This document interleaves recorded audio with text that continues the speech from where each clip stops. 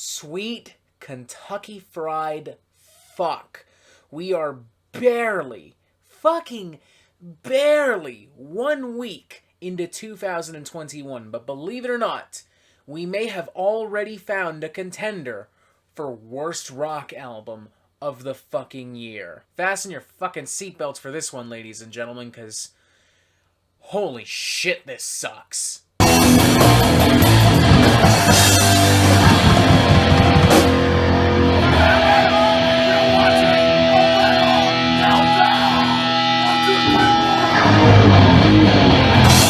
Sammy Hagar, aka the Red Rocker, famed singer for Montrose, Chickenfoot, and the legendary Van Halen, is back with a brand new studio album, Lockdown 2020, released under the moniker Sammy Hagar and The Circle. The Circle in question, featuring Vic Johnson on guitar, a longtime collaborator of Sammy Hagar's. He's worked on a bunch of his other solo records. Jason Bonham on drums, who is known for his work with Led Zeppelin, as well as smaller rock bands like California Breed and Black Country Communion.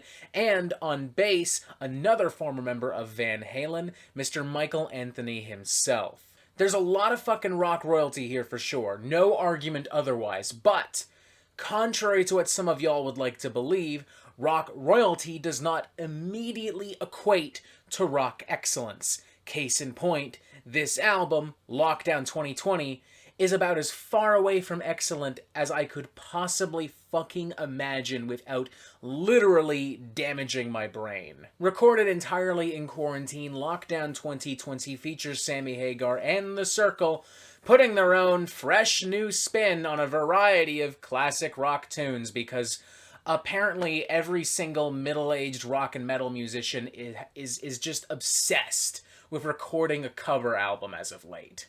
I mean, seriously, in the last fucking year, we have seen big rock cover albums from Ace Frehley, Dave Ellefson, that fucking BPMD thing with Bobby Blitz, Phil Demmel, Mike Portnoy, and don't even fucking get me started, folks, on that goddamn trash that is Danzig Sings Elvis. More like Danzig fucking butchers Elvis and teabags his fucking open grave. Like, is there something in the fucking drinking water or something? Like, why are all of these middle-aged fucking boomer rock and metal musicians obsessed with making these crappy fucking cover albums, pandering to nostalgia, pandering to a dying fan base that refuses to accept that it's not the fucking 70s anymore? There is not one single moment on this record that I would describe as competently performed, presented, produced, or arranged. Not fucking one. Even at its absolute best, this album is tired,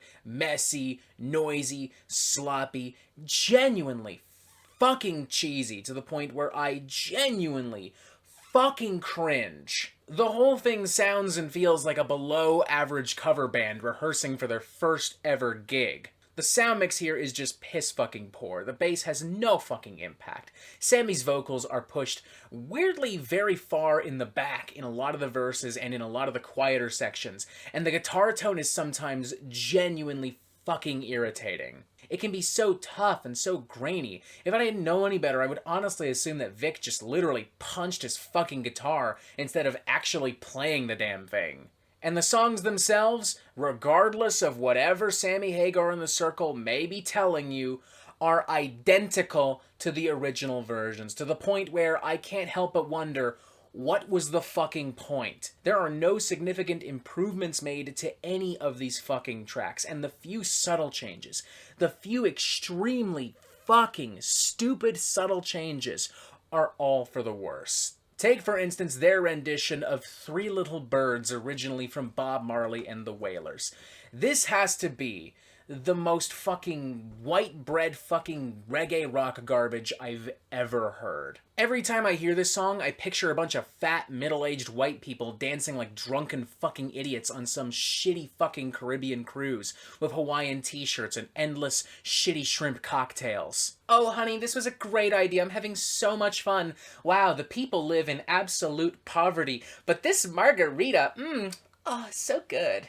But the worst offender here, without question, has to be their version of For What It's Worth, originally by by Buffalo Springfield. What was once a provocative yet somber anti-war and counterculture anthem has been twisted and perverted into a super fucking awkward, jaunty, white people jam rock song. This is some fucking Dave Matthews, Sheryl Crow level shit. This is awful. And to make this thing all the more potent, perhaps even knowing that people like me would have this exact criticism for him, Sammy Hagar at the end of the track kind of banters and riffs away going, haha, sorry for getting serious there. You could literally take that moment, add a fucking laugh track behind it, and I would honest to God assume it was pulled directly from a Disney Channel sitcom. It is so fucking corny. There's actually a lot of this very weird and clumsy banter across the entire album, may I add. Another great example being in the track Good Enough, where Sammy Hagar opens the track by kind of screaming and very cheekingly saying, I hope we don't spread that virus, am I right? Isn't this fun? Aren't we having fun? 365 plus people in the United States alone are fucking dead. But at least we can have some fun, am I right, guys? Don't spread the virus. Fuck you, Sammy. On top of that as well, his vocals are really inconsistent across the whole album. Sometimes he sounds pretty good, but other times he hilariously fucks up a lot of high notes and choruses. And I gotta say, I don't really understand the point in making this kind of album at all if half of the material you're covering is material that you have already claimed to your name. Like, half of the material on this album is either Sammy Hagar solo material or Van Halen and Sammy Hagar material. Material that, may I add, his bassist Michael Anthony has also been a part of. Is this your way of compensating for the fact that there's no Van Halen anymore? Because otherwise, I really, truly don't see the fucking point, especially when the original versions that you all performed on are objectively so much better. I'm going with a 1 out of 5. This thing is fucking terrible. The closest thing to a saving grace I can think of is that at least the album is really fucking short. Like, it is barely, fucking barely 27 minutes long, with the longest track on the album being 3 minutes and 40 seconds on the dot. Thank you to whoever was in charge of editing this fucking thing for realizing that this did not need to go on any longer than 27 fucking minutes. Thank you. May God bless your fucking soul. This album is poorly produced, inconsistently performed, and just a generally boring and clumsy experience from start to finish. I hate how fucking lazy and generic and embarrassingly predictable this thing is. I hate how it constantly panders to middle-aged boomers and white Americans who miss the glory days of rock and roll. Oh man, rock and roll nowadays fucking sucks, man. Gene Simmons was right. Rock is dead. Cardi B, more like Farty B, stupid millennial. Get mad, boomers. I'd rather listen to Wet Ass Pussy. That song's actually kind of banging.